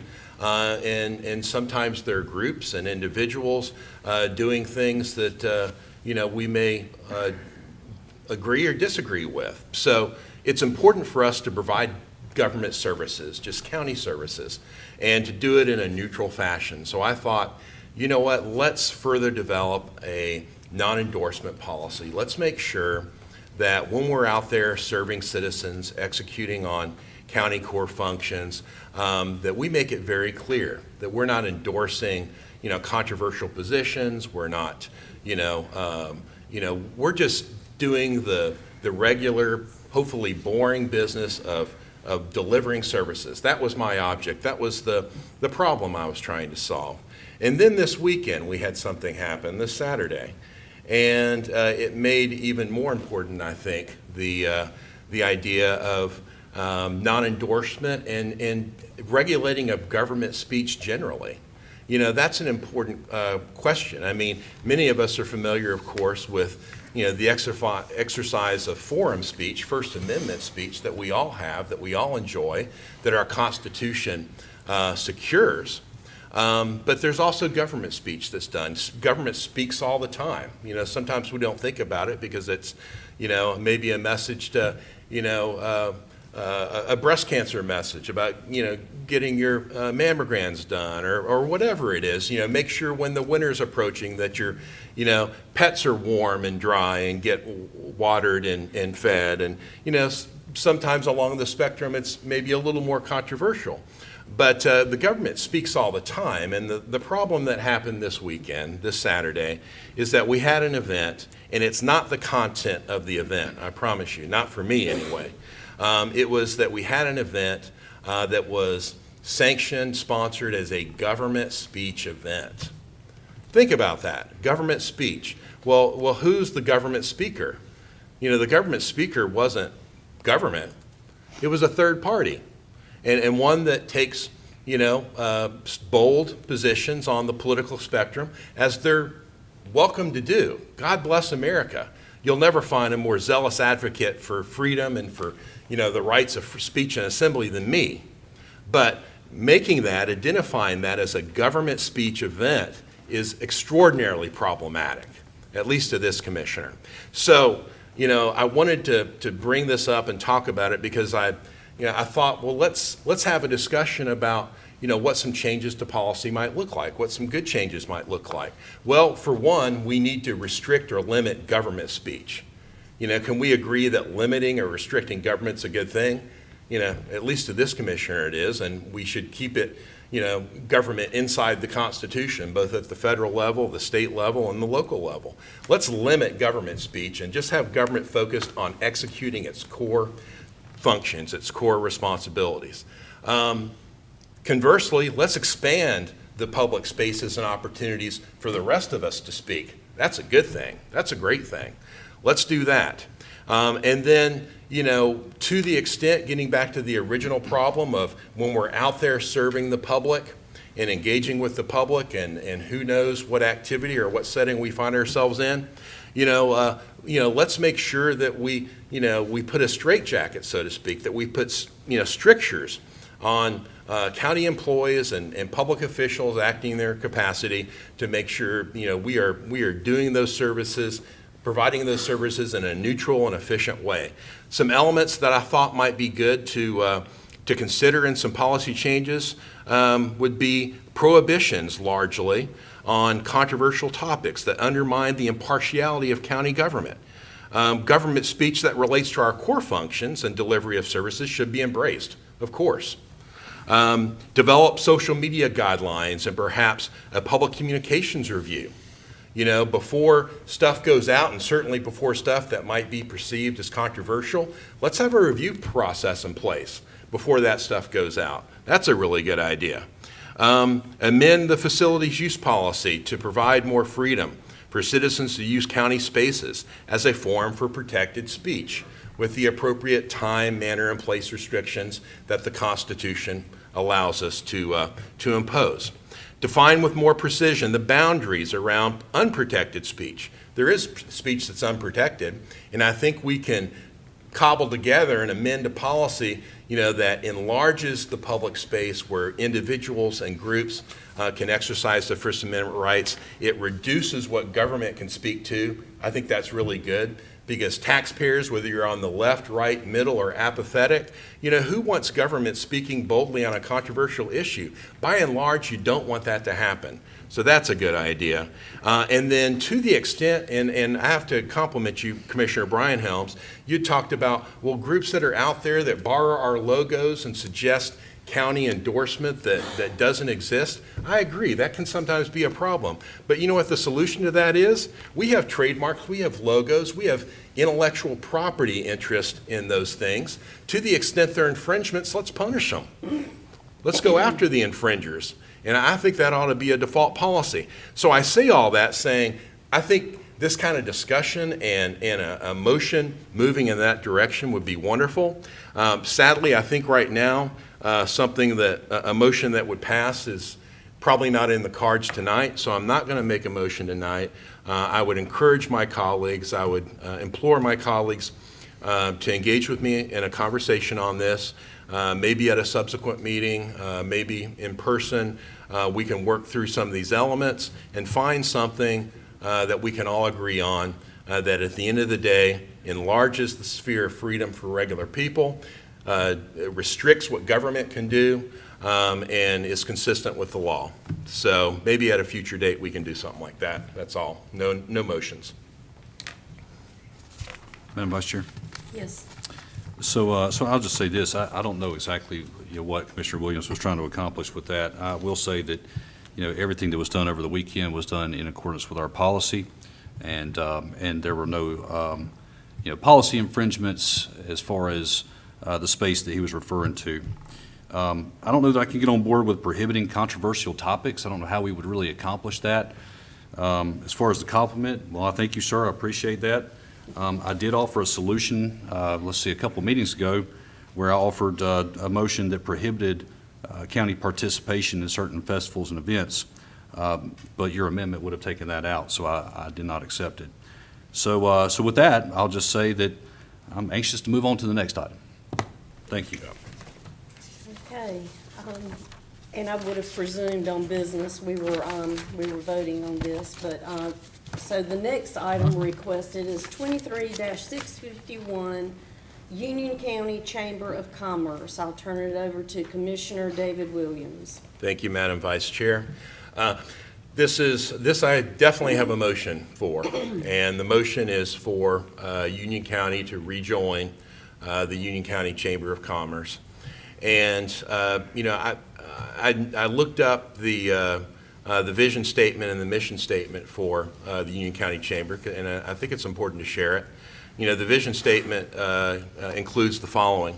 Everyone who does business or lives in Union County enjoys a thriving local economy and excellent quality of life. To my mind, that's not a controversial statement. Is there anything in that we disagree with? I can't imagine there is. Their mission statement, we champion business growth and business prosperity throughout the county. Also something that I think really we can't disagree with. What does the Chamber do? What has the Chamber done with Union County in the past? Well, a lot. We weren't just members. We do a lot together. We work on workforce development, job skills. We participate, or I did participate with the Chamber in Grow Union County Business Breakfasts, Leadership Union Program, job fairs. I mean, there's a lot that we used to do with the Chamber, and I don't want to rehash recent history. I'm not sure that's really profitable at this point. But I would just like to say, when there is disagreement or a tiff in the family, it's important for the family to try to mend that and come together. I would hope that we could come together tonight and decide to rejoin the Chamber. I'd like to note that their membership fee for us, I confirm this, the membership fee is lower. It's been cut in half. It used to be $5,000 a year. It's now $2,500 a year. Who doesn't like, a discount? So I would just implore my colleagues to, thoughtfully consider and think about this motion and to have us rejoin the County Chamber of Commerce. I just think that would be the right move here. Thank you. Madam Vice Chair? Yes. If I may, I'm going to be opposed to the motion for a few different reasons. I appreciate Commissioner Williams' fatherly advice, but $2,500 membership, I wouldn't support that either. What I'll say about the Chamber is this. I'm going to be opposed for basically three main reasons. Number one, the funds for the membership have already been put towards another project, and that was a lighting project for our roundabouts, our intersections. The second reason is because, I was very disappointed to see the resolution and subsequent social media posts from the Chamber regarding utilities. Since I've been a member of this board's voted for every incentive grant brought to us. We have also supported specific utility projects that give us a chance at commercial growth opportunities. As a county that sits at almost 90% residential, I certainly recognize the importance of commercial growth. Furthermore, I'll say this, sewer capacity is not a magic bullet. It's not the end-all be-all solution for commercial growth. As a county, we've seen this and done this before, and we know that as sewer capacity becomes available, it is quickly consumed by residential growth. Why? Well, because generally speaking, we can't reserve sewer capacity for one applicant over another. North Carolina statute prohibits us from doing that because it's looked upon as discriminatory. Since commercial projects typically have longer design phases, residential development takes the capacity before commercial projects come to fruition. This is exactly why this board petitioned our state legislators to make changes to North Carolina general statute. The actions of the Chamber and certain municipalities in our county with their respective resolutions underscore their lack of understanding. Growth has a price, and I'm not willing to put the cost and the burden of future growth for 3 municipalities and a Chamber of Commerce on the backs of every ratepayer in the county, just so they can pay more for the same services without any additional services for their money and subsidize future growth. And to top it all off, what's their reward for being a great ratepayer in all this? That's right, they get to sit in more traffic every day on roads that North Carolina DOT can't afford to fix. So sewer capacities and growth, it's a ripple effect. Is the chamber going to contribute to fund new schools that growth brings? Are they going to contribute to Sheriff Cathy's budget for more deputies? How about EMS? They going to help us out there? Growth affects everyone in this county and not just one organization or a municipality. That's why this board made policy changes earlier this year to give the people of the county the authority to vote on utility projects that enable growth, not just 5 commissioners. Last reason why I'm not going to support this motion. Union County Chamber of Commerce openly supports diversity, equity, and inclusion. It's also called DEI. DEI, and I speak for myself with this, not the board. This is my personal opinion. But DEI is a perversion of civil rights that brings nothing but division. The premise of DEI is to separate people based on the pigmentation of their skin. Last I checked, the science of the matter is that we all have to wear sunscreen. The Chamber's support of DEI goes back to prior to 2021, when the Chamber made this a priority in Union County. Since then, the Chamber has pushed this agenda in their trainings and events. Recent Chamber events for diversity, equity, inclusion, and now it's and belonging as well. January 2021, Pat Kale said this, that Chamber of Commerce has had diversity and inclusion as part of our work for years. This year, we need to be intentional and make diversity and inclusion an intentional priority. September 5th, 2023, there was a meeting on creating an inclusive workplace, diversity, equity, inclusion presentation. Chamber DEI committee member and Duke Energy DEI spokesperson stated this: DEI helps us to recognize the unique needs of our customers. The needs of their customers is power. I'm not sure how diversity, equity, and inclusion keeps the lights on. Just like I'm not sure how indoctrination is a benefit to Union County businesses or their customers who buy goods and services here. They even had a slide up on that meeting that says equity is defined as recognizing the need to redistribute power to create the quality of fair and of being fair and impartial. Redistribute. June 14th, 2023, Diversity, Equity, Inclusion Committee hosted a session on diversity in workplace. May 27th, Diversity, Equity, Inclusion series was completed by the Chamber. That was sponsored by other area organizations. Guys, DEI program sponsored by the Chamber.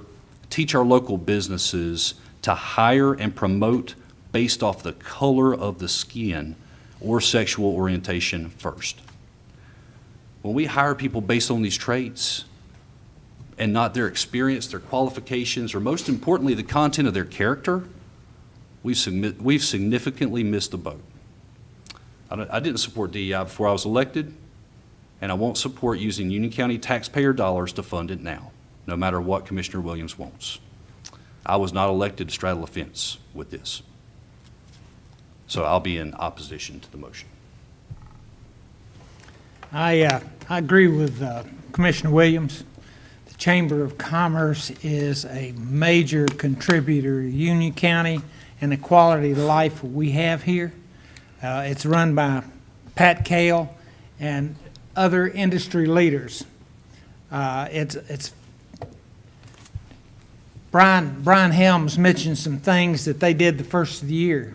Well, what they have done is, this red wall, they call it, the Chamber tries to build bridges, try to work with people. So, municipalities out there are looking at a wall running, be careful, because what we've done is we've alienated, and I'm hearing this across the way, that we've alienated businesses and even impacted our economic development. Diversity is a good thing. So, I was speaking to a friend of mine, and Mr. Brian Helms's recommendation that our employees couldn't make certain associations and everything with others, and the gentleman was a gentleman of color. I said, "You're next. If we show this separation discrimination against people. So I will be voting for it. Matter of fact, they take the high road. They've given us an invitation to come to Manufacturing Celebration in Union County. So I will be voting for joining the chamber. And, you know, you take the money out and you put lights on a roundabout. Well, if we can't afford lights on the roundabout, we shouldn't be building it. Madam Vice Chair, if I may respond to the comments. Absolutely. Commissioner Richard Helms. I'm not sure what associations you're referring to, Commissioner Helms. You know, I made that motion a couple weeks or a couple meetings ago in regards to the participation in events. And I believe that whole topic was sort of missed on you because I believe I said official capacity 8 times in that motion. 8 times official capacity. That motion was never intended to dictate what people do on their off time. And I believe that the entire audience caught that when I made that motion. Maybe everyone except for you, sir. So, official capacity 8 times. There is no one that has a legal right to tell anybody what to do on their off time. That's not what that motion was intended to do. That motion was simply intended to provide a solution to problems that we have seen in the past where our logos have been abused and our representation at events have been mistaken for official county sponsorship. So you, sir, making a big deal about something like that and trying to twist it is wrong. I'd like to make a few comments on the record for tonight. I will not be supporting rejoining the chamber at this time for several reasons, including that when Pat Kell contacted me several weeks ago that their board was going to send a resolution identical to Waxhaw and Marvin and Weddington, I said, you know, Pat, why would you want to get involved in water and sewer and, you know, residential development issues when, as Commissioner David Williams already pointed out in his motion, that their goal, their vision statement is business growth.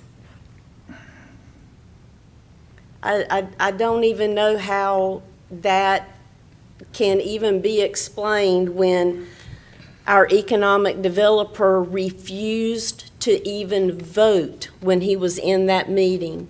Chris Plateau was so disturbed by that executive meeting that he would not even participate in that vote to send that resolution. And when I got elected to serve on this board, we all had a business meeting at the Derby.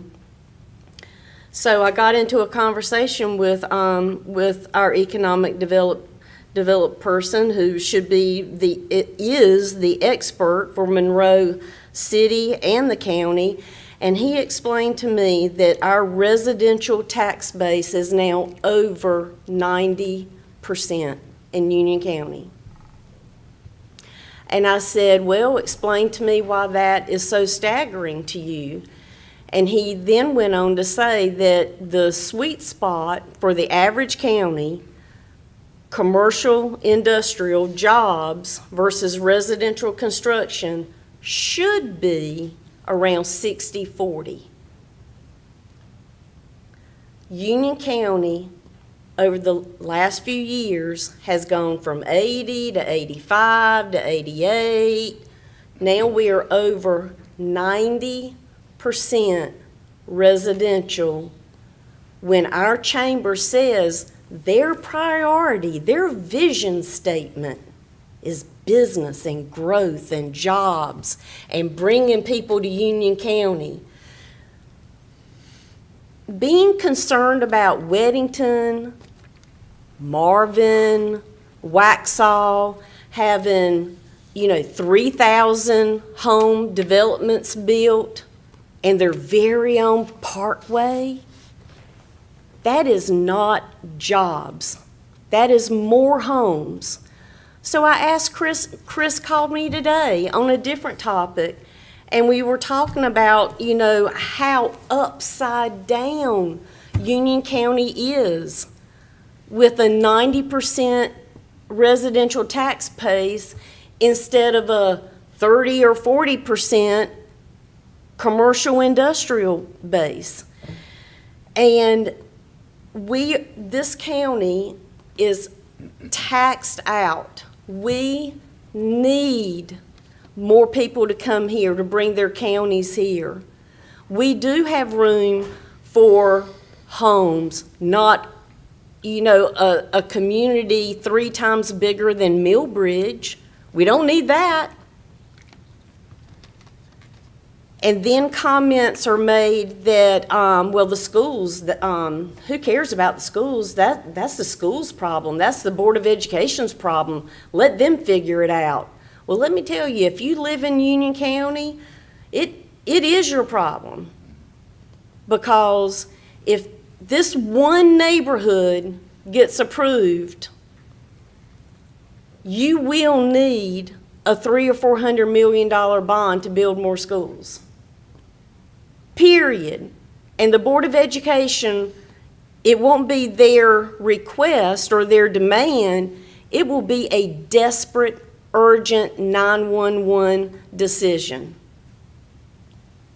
They may not want to build new schools, but, you know, if our goal is 100% residential, then somebody's not doing their job. And I would contend that somebody hasn't been doing their job for a very long time before the red wall got here. So, I would say let's get back to the basics, like handwriting, reading, writing, math, arithmetic. Let's get back to the basics of excellent quality of life, business growth. Let's come together. Oh, and by the way, if you come back, we'll cut the membership fee in half. I will not support this motion tonight because the chamber has not even asked us to come back. So it's not even worth the $2,500 carrot. I will not support this motion. All those in favor say aye. Aye. All those opposed? Nay. Motion fails. County manager comments? Oh, we've got those 2 businesses. Oh, yes, I'm sorry, hold on just one second. Let me grab those items that were moved off. It is, the first one is 23,483, and I'm going to combine these, 23,483 for the K-9 Zorro, and then 23,646 Atos. Madam Vice Chair, if I may speak to the reason why I asked these items to be pulled. So in short, I asked these items to be pulled because I looked at our consent agenda and I noticed that we had a $1 fee there for the adoption, the conveyance of these K-9s to their handlers. So I felt like we could do better. And so what I want to do is I want to make a motion, and if this is okay to do, I'd like to make a motion on both of these items that we accept the resolution to convey both items. So this would be for K-9 Zorro and also K-9 Atos, but with the exception that we waive the $1 fee. Any comments or questions?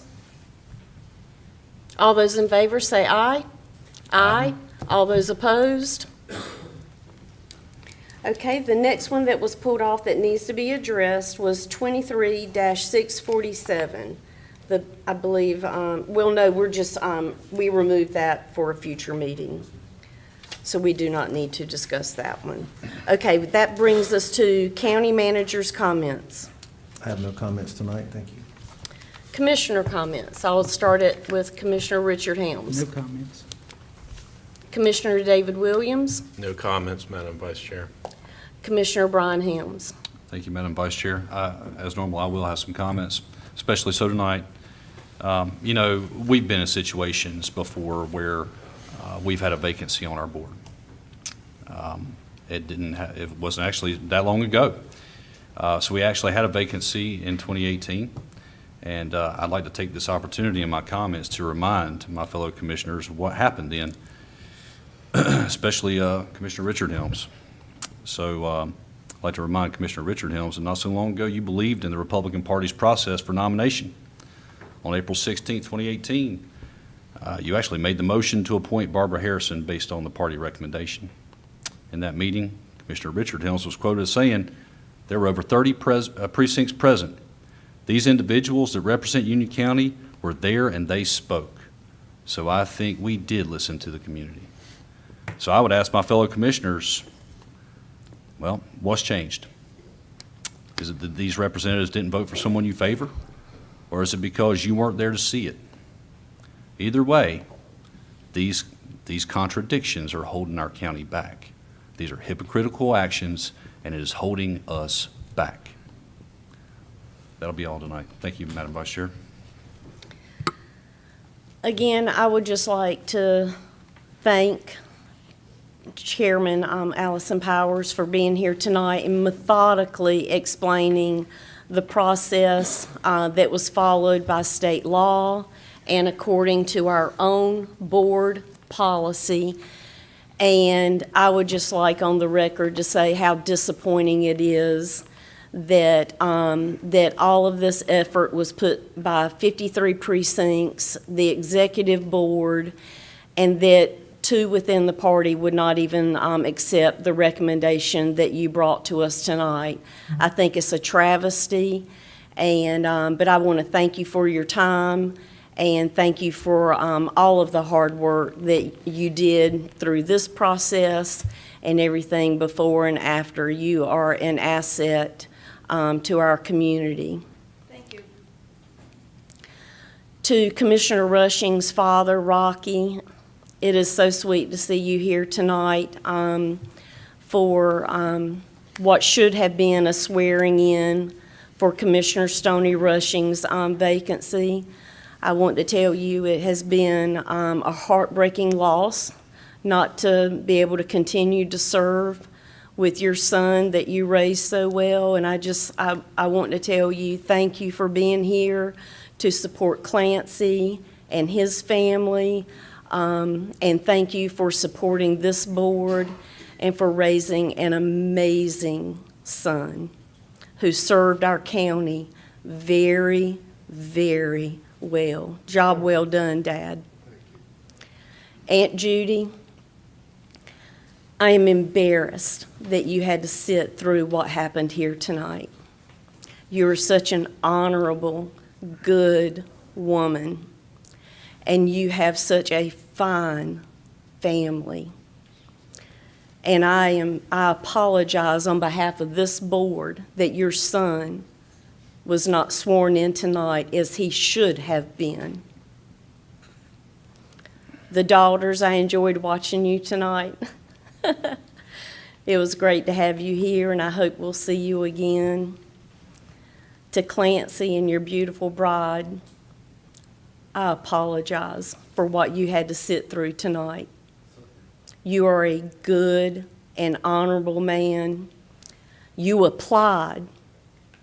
2 of the names that were motioned tonight didn't even take the time to apply and didn't even take the time to go to the meeting to have their voices heard. I commend you for taking a big step to submit your application and to stand with the other candidates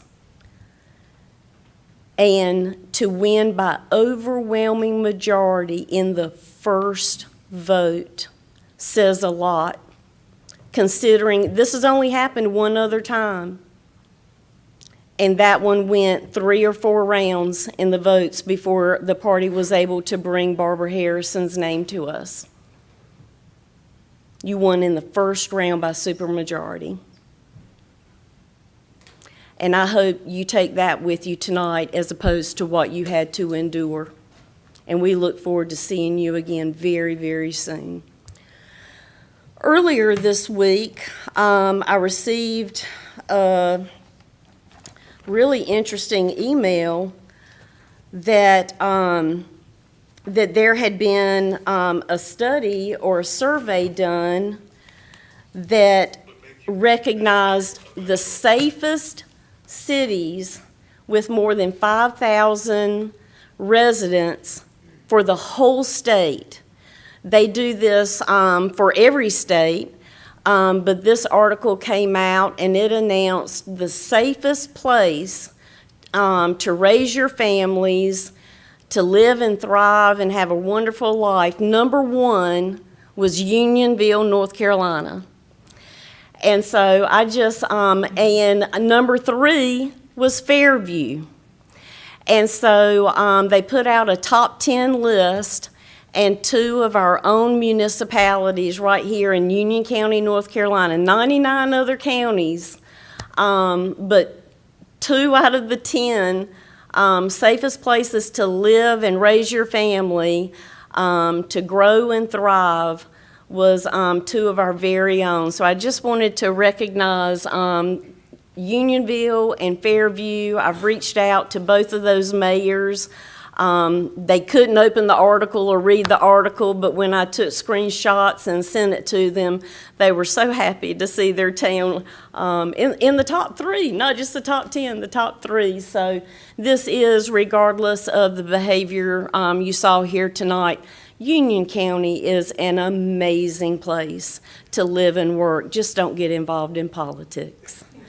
So, with that being said, I will make a motion to adjourn. All those in favor say aye. Aye. Awesome.